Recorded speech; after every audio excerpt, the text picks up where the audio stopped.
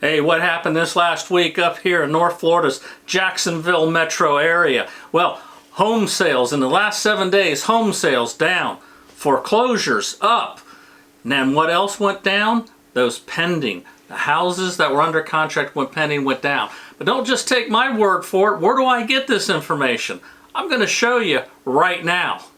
Here, check it out. This is the back end of my MLS account, okay? MLS is your multiple listing services that real estate agents use, okay? Now, here we are in the Northeast Florida MLS, which is the biggest up here. So first thing I'm going to do is look at those active listings. Those active listings, we have 7,012 active listings right now, and that's basically your inventory. Okay, next thing we take a look at is sold. Now this is the last 7 days. I go 7 days back. Sold in the last 7 days, 348. Next I'm going to take a look at contingent backup. Now these are actually, they call it now active under contract, but they have contingencies, okay? The amount that went that are under contract right now with contingencies is 638. The next item I look at is pending. These are the ones that went to pending status in the last 7 days, and that number is 192. Okay, when you add up both those that are active under contract and pending, that gives you the total that are under contract. Okay, next what we look at is the amount that were withdrawn, and that number there you see is 62. Okay, and this is back 7 days. Next thing we're going to look at, how many listings expired. Now what they've done is they've taken those listings that have expired and canceled and made them separate, but they used to be together as one under expired. So I'm going to keep it that because that's the way my charts that I have will show you. So we're going to take a look now, and that number is 152 in the last 7 days. Okay, the next things we want to see is how many new homes sold in the last 7 days.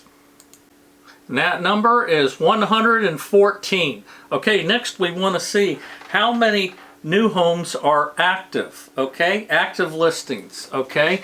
These are the ones, this is basically going to be our inventory for new construction homes. And that number is 1,944. Okay, the next thing we look at, we're going to look at those homes that are in active status, but their status as foreclosures. These are homes that are for sale in inventory out there, but the status is foreclosure, pre-foreclosure, and short sale. We're going to start off with homes that are foreclosures. That number is 64. Next we look at pre-foreclosures. That number is 27. And next we look at short sales. And that number is 20.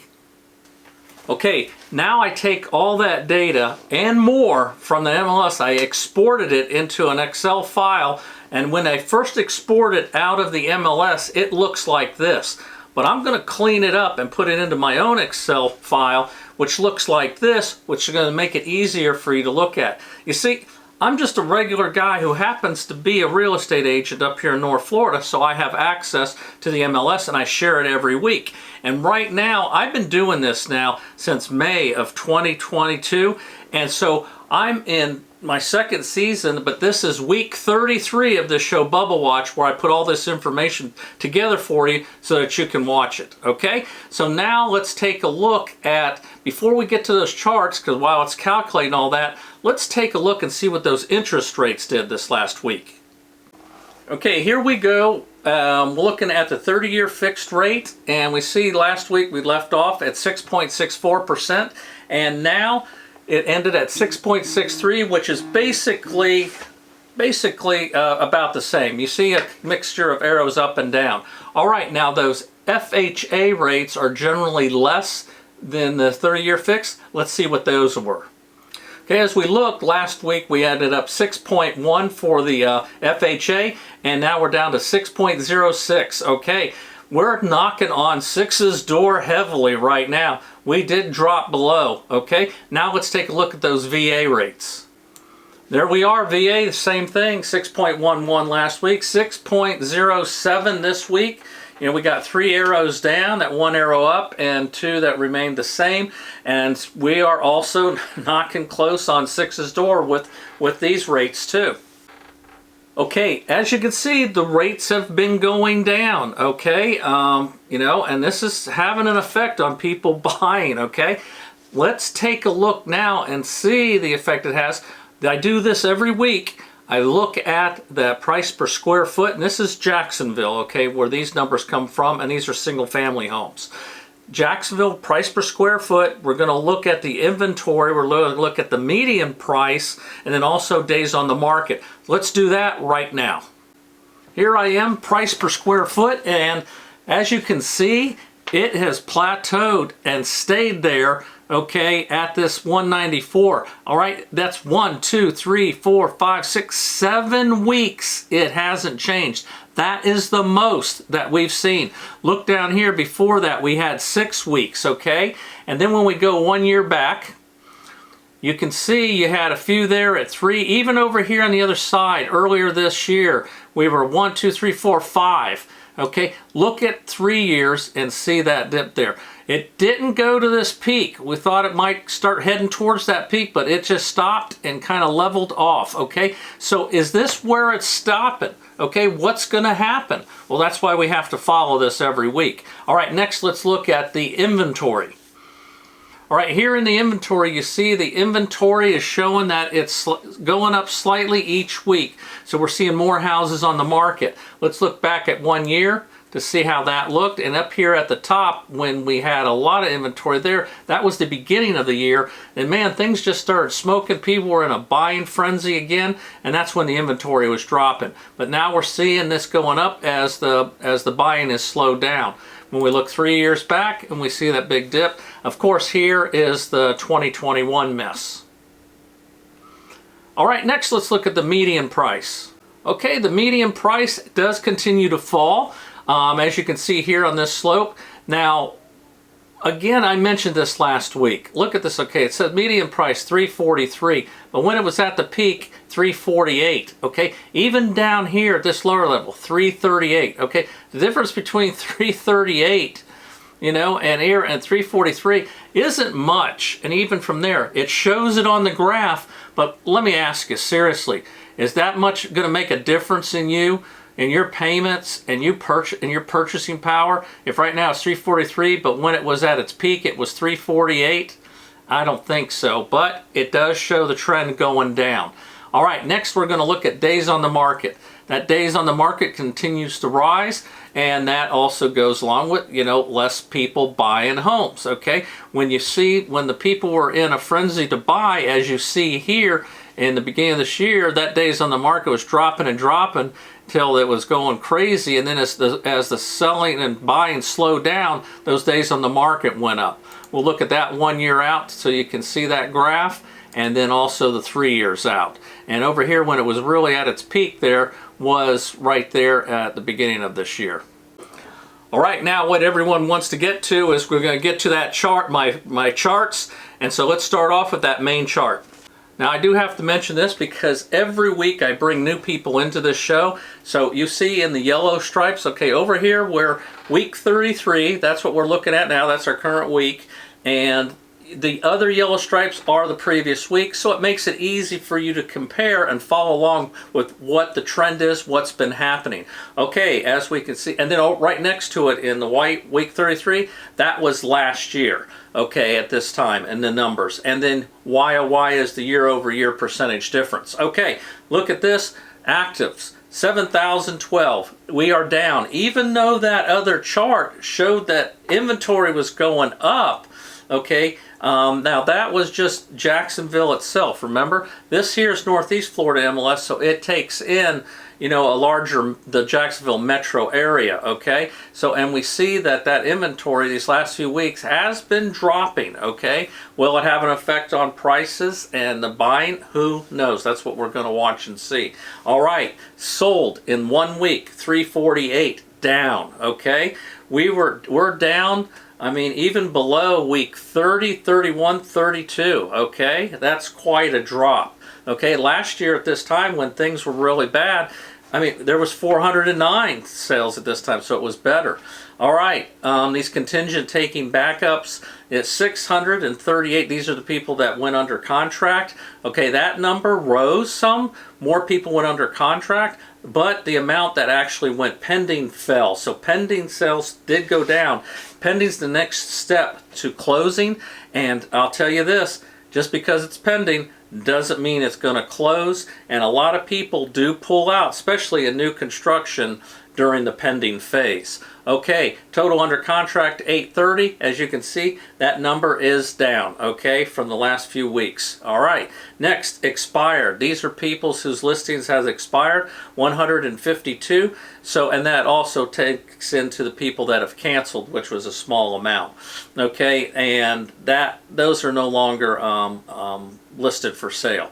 Next will be homes that are, did I go over withdraw? I don't remember. Did I say withdraw? The withdrawals were 62 right there. Don't remember if I said. I was looking ahead at the new homes sold. Okay, new homes sold, 114. We see a drop there. Look at last year at this time, 143. It's a 20% drop from last year. Look at that, 114. We were at 100 in week 31, and wow, that 84 in week 30 was a disaster.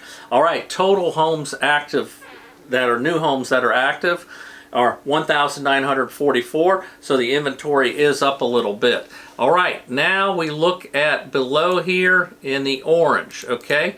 And what this orange is, this is the percentage of homes that are new, that are sold. Out of all the homes sold, how much percentage are new construction? You can see what they've been back here, and we'll take this black out of there and look at the orange. Almost a third of all homes sold are new construction right now. Why is that? Well, that's because new construction has been lowering their prices on the houses, getting more deals. I'm going to show that in the chart because I've got a chart that shows where the new construction numbers are, how many sold below list, at list, and above list. Okay, also, new construction are given these offers where they're buying down these rates. So even though the rates are, between 6 and 7 for people, they're buying down rates. So I've seen them, just under 4% even for some people. Okay, and but there's different types of buy downs, so you do have to be careful of what you see. All right, let's look at see how are people paying for these homes.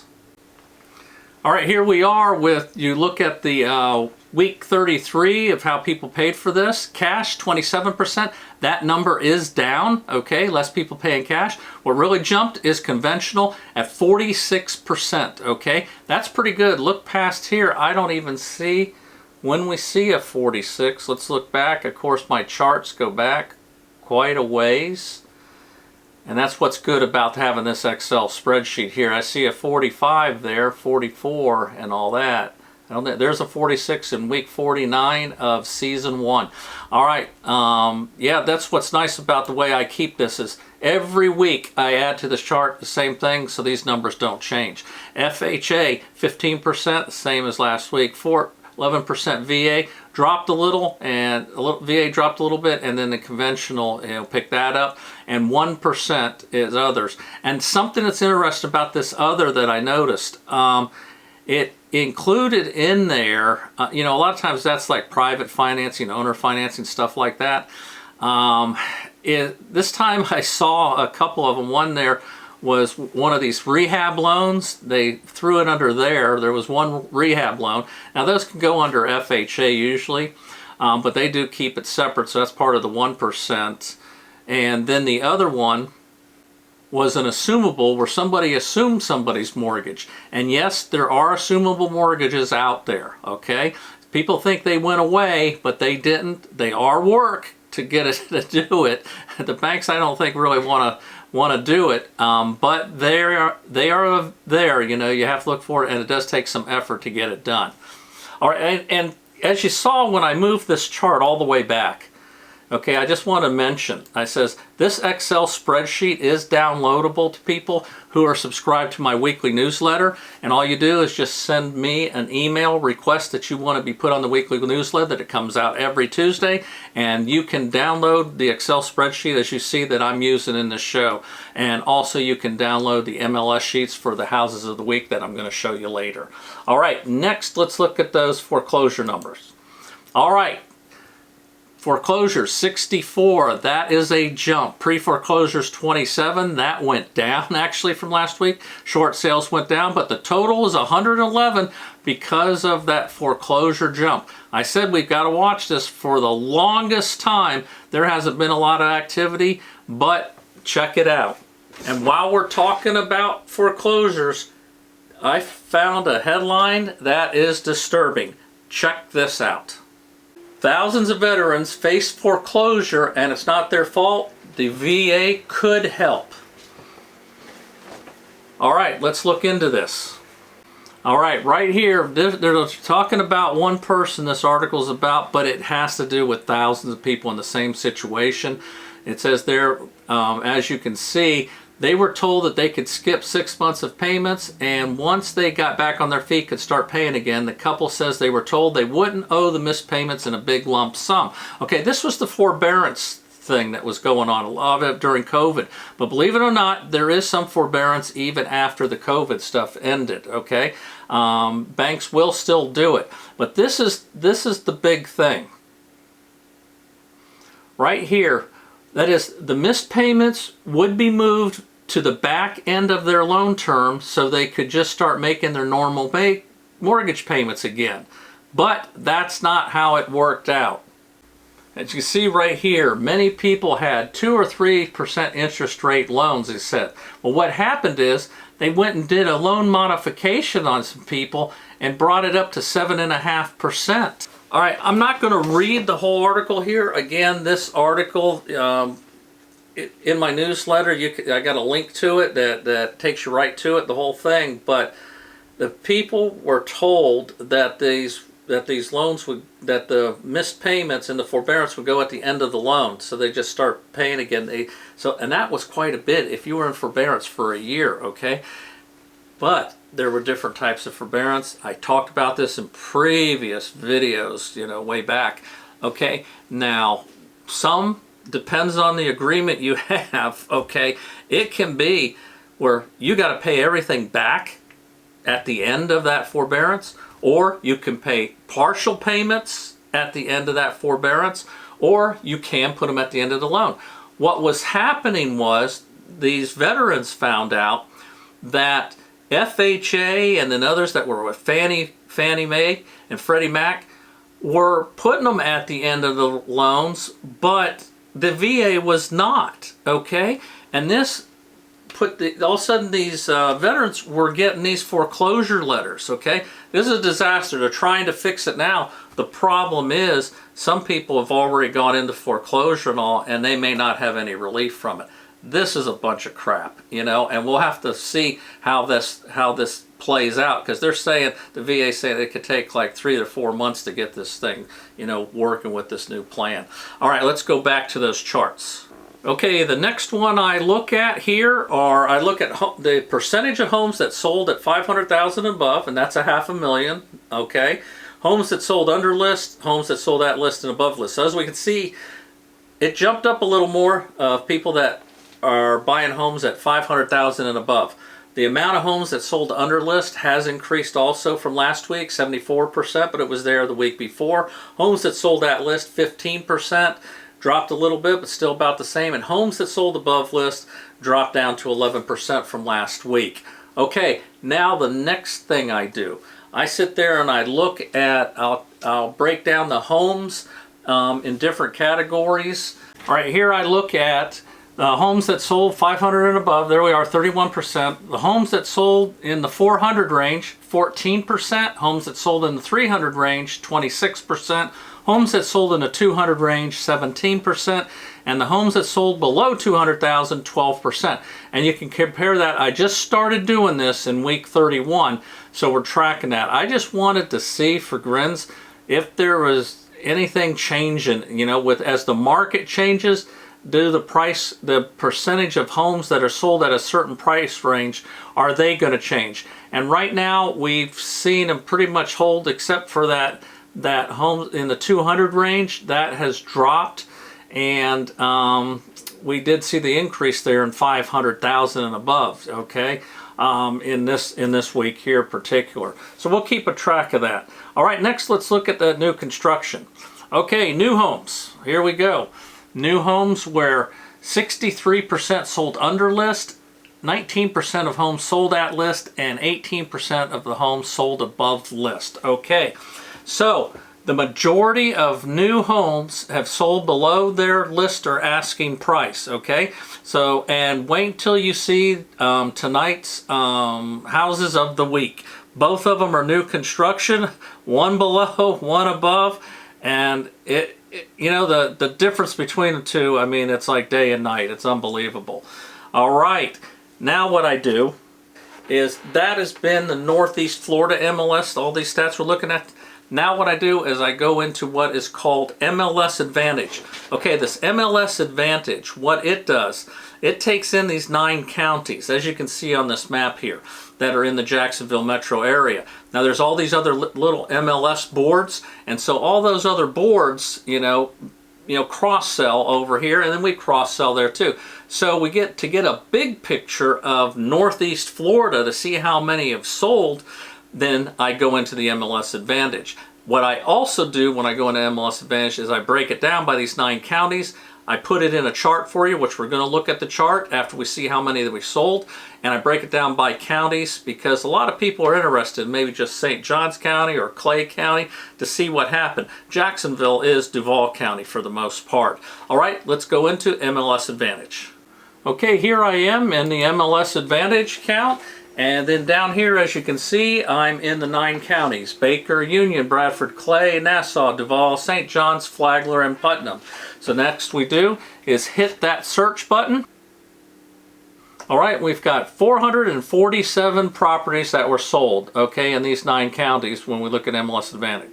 Okay, now I'm going to take all that data that I took out of the MLS Advantage, export it, and then put it into that chart. We're going to look at that for the counties. Hey, right now, if you like the format of what I'm doing here, not necessarily the numbers, okay, but if you like the way I put all this together for you, then give me a thumbs up. And if you want to be a part of Bubble Watch Nation, then hit that subscribe button, because these videos come out, you know, every week and you don't want to miss any. Also, I have other videos on this YouTube channel. Okay, let's look at that chart.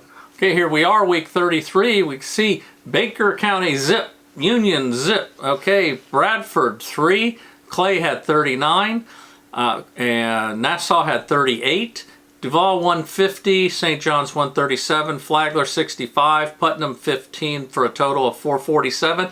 So that is a drop from last week, and it goes along with the Northeast Florida MLS drop. But it's interesting to look at these counties that you can see, like Clay County, for instance. Last week, it was a big drop from, you know, week 31, but this week they actually went up when the whole numbers went down. Nassau County, you know, took a hit there.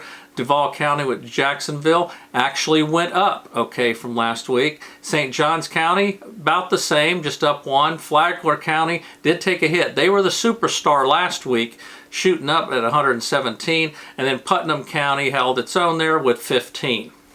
Okay, the next thing I'm going to do before we get to those houses of the week is I've got the question of the week. All right, this question has to do with an HOA, and this is generally a buyer's question. All right, they will ask me, because sometimes they'll see on an HOA, generally it'll show you how much your fees are, dues, you know, whether you pay monthly, some are quarterly, and some are just annually, okay?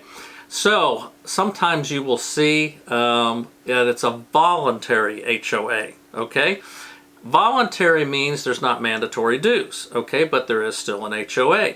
So some people get under the impression that, okay, if it's a voluntary HOA, then I don't need to participate. Well, you're only not participating in the due paying part, okay? But you are still in an HOA, And an HOA generally is deed restricted, and they will have covenants and they'll have rules, and you need to look at those rules, you know, before you buy to make sure you're okay. A lot of times when it's a voluntary HOA, in certain rural areas, the HOA is there to help maintain roads that aren't county maintained. A lot of times they're just there so that people don't clear cut a lot and get rid of all the trees. Also, a lot of them will just keep mobile homes out. They'll be deed restricted to where it's only site-built homes, things like that. And a lot of times just regular county zoning is the rules and not extra HOA rules. But that's you most of the time you find that with a voluntary HOA. Okay, hey, you know, and you know, while I'm thinking about it, you know, if you would like to use me to help you with buying or selling a house up here in North Florida's area, actually anywhere in Florida, because I can help you with writing up a contract anywhere in the state since I'm licensed here, then just give me a call or text me, or else shoot me an email at this, and then we'll get together and touch base with you. This week I've had a lot of phone calls, have met several people from Bubble Watch, and it's been fantastic. So if you like to use my services, then get in touch with me. Hey, all right, let's look at those houses of the week, and let's start off with that house that sold below list price. Okay, here we are. This house here went on the market for $545,000, not $545,990. Okay, now it was on the market for 205 days. Now again, that's new construction homes. That's not unusual. It all depends on when they actually list it. Sometimes they list it when they're just pouring the foundation, sometimes further along, sometimes even before that, okay, when it's being planned. All right, that house, as you can see here, ended up closing at $489,990. So that sold for $56,000 below. And we look down here, I do not see, in his numbers here, I do not see a concession. So no concessions given there. And they took an offer, $56,000 below. Okay, next here we're looking at a house that sold above list price. Okay, started off at $374,130. Okay, weird numbers like that usually indicate that it's a new home, and this is a new construction also. Okay, they ended up selling this house for $406,956, as you can see right there. And also, this house here was on the market for just 5 days. Okay, so it must have been really in a spot people wanted. You've got also things going on that, in this case, it obviously was when it was ready to move in, and it was desirable, and it was actually in a 55+ community. So, you know, what they will do that. They will wait until the houses are move-in ready and throw some of them up there. It depends on the builders. And in this case, it looks like that's probably what they did. And it was definitely in demand. The people wanted it, and they put it up. Now, why do I show these houses of the week? To show you that, see, and these two examples happen to be new homes, to show you that you're out looking to buy a new home, and you see that price tag up there of $400,000, doesn't necessarily mean you have to pay it. The builders are just like anybody else. It's market driven. If it's a particular neighborhood, sales are down, they're gonna deal. If it's in a hot neighborhood where sales are hot and there's not a lot of inventory and people want to be there, that's going to drive the price up, and they're going to take those offers where people compete, and you know, you get into like a bidding war. So that's why I show this, to show that, you know, you've got two extremes. It depends on the market where you're at, and it depends on the house. Hey, you know what? This is week 33 and it's in the can, and that means next week is 34. And until then, Happy New Year!